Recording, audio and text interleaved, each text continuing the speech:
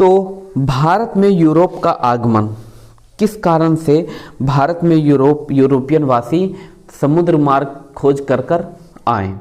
तो क्या इससे पहले व्यापार नहीं हुआ करता था? यूरोप से एशिया का व्यापार 2000 या कई हजार साल पुराने से होता आ रहा है और मध्यकाल में भी एशिया से यूरोप का व्यापार हुआ करता था। तो सबसे पहला उदाहरण देखा जाता है कि मध्यकाल में भारत को पश्चिमी देशों से जोड़ने वाले दो समुद्री मार्ग थे।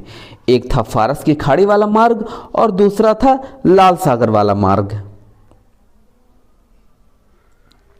जिसमें से दो कारणों से लाल सागर वाले मार्ग को दुष्कर माना जाता था। क्यों? क्योंकि मार्ग में बहुत ज़्यादा कोहरा पड़ता था और मार्ग में ज़्यादातर चट्टानों का पड़ना। इसी कारण से व्यापारी लाल सागर वाले मार्ग को जोखिम भरा मानते थे और इसे कम ही यात्रा किया करते थे। मगर जो फारस की खाड़ी वाला मार्ग था, ज़्यादातर व्यापारी फारस की खाड़ी वाले मार्ग से ही व्यापार किया करते थे और इसे ही प्राथमिकता दिया करते थे, क्योंकि यह बहुत ही सुलभ और बहुत ही आसान था इस मार्ग से व्यापार करना। एशिया से यूरोप को जाने वाली वस्तुएं अनेक राज्यों एवं मार्गों से होकर गुजरती थीं और हर राज्य को चुंगी और मार्ग कर देना पड़ता था। यूरोप के व्यापार में इटली के व्यापारियों का एकाधिकार था। इसी कारण से यूरोप के जो नवीन राज्य थे व्यापार से वंचित थे और वक्त था 1453 का। तुर्कों ने कुस्तुनिया की विजय कर ऑटोमन साम्राज्य की स्थापना कर दी और फारस की खाड़ी वाले मार्ग पर इनका नियंत्रण स्थापित हो गया और अब ये यूरोप से एशिया की तरफ व्यापार करने में दिक्कत पैदा करने लगे और इसीलिए उस समय भौगोलिक खोजों एवं व्यापारी मार्गों के आविष्कारों में पुर्तगाल जो देश था वो अग्रणीय था। यहाँ के प्रिंस हेनरी द नेविगेटर ने इस कार्य में महत्वपूर्ण योगदान दिया था।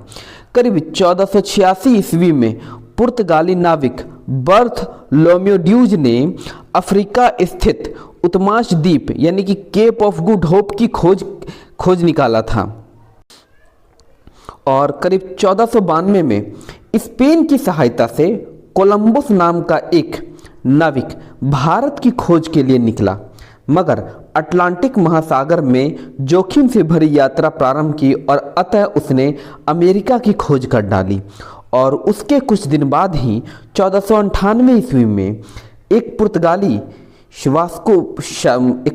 नाविक वास्को डिगामा उत्माश द्वीप अंतरद्वीप के रास्ते से होकर भारत सीधा जा पहुंचा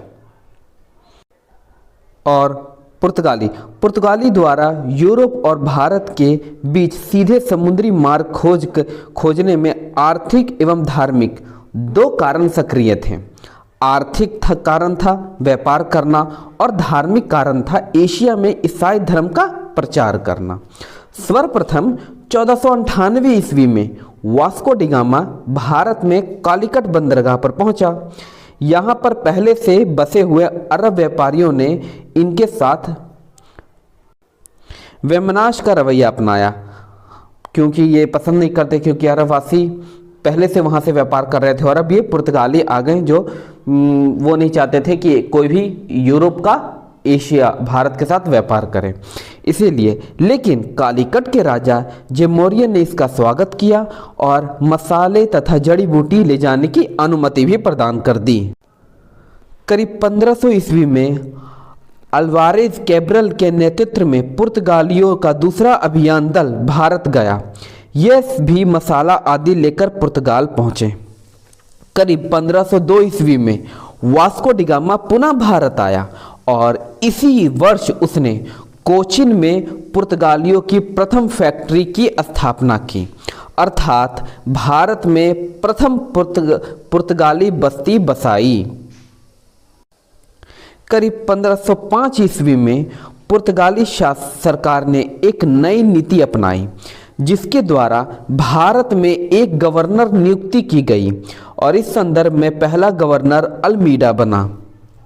अल्मीडा जो 1505 से लेकर 9 तक गवर्नर था भारत में पुर्तगाल का। अल्मीडा ने कोचीन का दुर्गीकरण कराया और इसे अपना मुख्यालय बनाया। 1508 से 9 ईस्वी में इसने गुजरात, मिस्र और तुर्की के संयुक्त मुस्लिम जलबेड़ों को पराजित कर द्वीप पर अधिकार कर लिया। अब जो सेकंड गवर्नर था अलबुकर, 1509 से 15 तक रहा था। ये अलबुकर भारत में पुर्तगालियों सत्ता का वास्तविक संस्थापक कहा जाता है। इसने 1510 ईस्वी में बीजापुर से गोवा को जीत लिया और किलेबंदी कराई और एक शक्ति के केंद्र के रूप में विकास हुआ। अब वास्को डी गामा एक बार फिर भारत आता है और इस बार वो गवर्नर के रूप से भारत आता है। ये 1524 से 1529 तक पुर्तगाल का गवर्नर भारत में बनकर रहा था। पुर्तगाल की तरफ से ये गवर्नर रहा और 1529 में गोवा में इसकी मृत्यु हो गई थी। गोवा में ही वास्को डी गामा की कब्र बनाई गई। सेंट जेवियर ईसाई संत की कब्र भी गोवा में ही है। नुनहु द कुन्हा जो 29 से 38 तक रहे थे, यह अलबुकर का वास्तविक उत्तराधिकारी था। इसने 1530 ईस्वी में कोचीन की जगह गोवा को अपनी राजधानी बनाई। कुन्हा ने मद्रास के निकट सैंथोम तथा बंगाल में हुगली में पुर्तगाली बस्तियों की स्थापना करके भारत के पूर्वी तट की ओर पुर्तगाली वर्जियों का विकास कर दिया। तो पुर्तगाल की देन है, भारत में प्रेस छापाखाना पुर्तगालियों की देन है। तंबाकू की खेती सर्वप्रथम 1508 ईस्वी में दक्षिण भारत में पुर्तगालियों ने शुरू करवाई और फिर उत्तर भारत में शाहजहां ने लाई थी। भारत में पपीता, अनानास, लीची, संतरा, आलू, शकरकंद, मूंगफली, काजू, बादाम की खेती भी पुर्तगालियों की ही देन है।